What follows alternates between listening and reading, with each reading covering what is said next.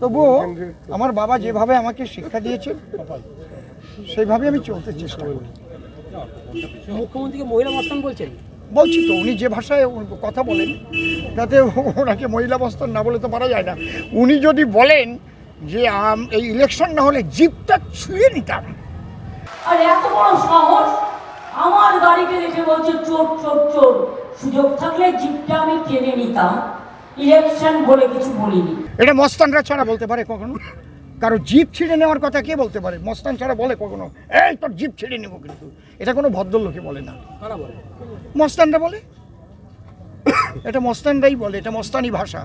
কিছু মস্তানি ভাষা আছে, হ্যাঁ, যেমন গুলিকে বলে দানা, একদম দানা বসিয়ে দেবো, কিন্তু এটা হচ্ছে মস্তানি ভাষা, বুঝতে পারছেন?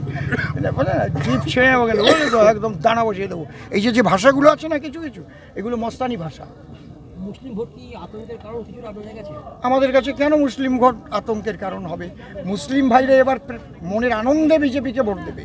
ওরা বুঝেছে যে এই সিএতে আমাদের নাগরিকত্ব খর্ব হবে না, এতে একটা অক্ষর নেই আমাদের নাগরিকত্ব খর্ব হওয়া সম্পর্কে। এতদিন মাননীয় মুখ্যমন্ত্রী আমাদের যে মিথ্যা বলেছে, এবার সেটা বুঝতে পেরেছে। সিএ লাগু হলো, একজন মুসলমান ভাই কোনো বাসে আগুন দিয়েছে, গাড়িতে আগুন দিয়েছে, আর বোকা বানানো যাবে না। এবার মানুষ কিন্তু বুঝতে শিখেছে। এবার ভোট হবে দুর্নীতির বিরুদ্ধে, ধর্ষকের বিরুদ্ধে, চোরের বিরুদ্ধে। বালি চোর, কয়লা চোর, রেশন চাল চোর, তারপরে চাকরি চোর, ঘুষখোর, ধর্ষক, গরু পাচারকারী, এদের বিরুদ্ধে ভোট দেবে মানুষ। এবার আপনি তো বলছেন যারা চোর তারা মোদির কাছে গেলে কি ভালো হয়ে যাবে? আমি এরকম বলিনি, আমি বলছি সাধুসঙ্গ সর্বশাস্ত্রে কয়, লবমাত্র সাধুসঙ্গ কৃষ্ণ প্রাপ্তি হয়।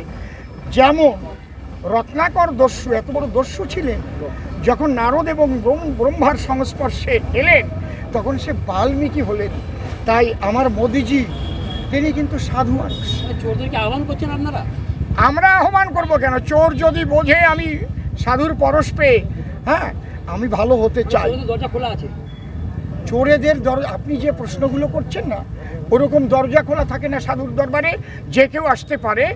এইবার তার মানসিকতা পরিবর্তন যদি হয় সাধুর ছোঁয়ায়, তাহলে তার পরিবর্তন হয়। আমরা কখনো বলবো না আয় চোর আয় চোর আয় চোর, এটা আমরা কখনো বলবো না, তাই না?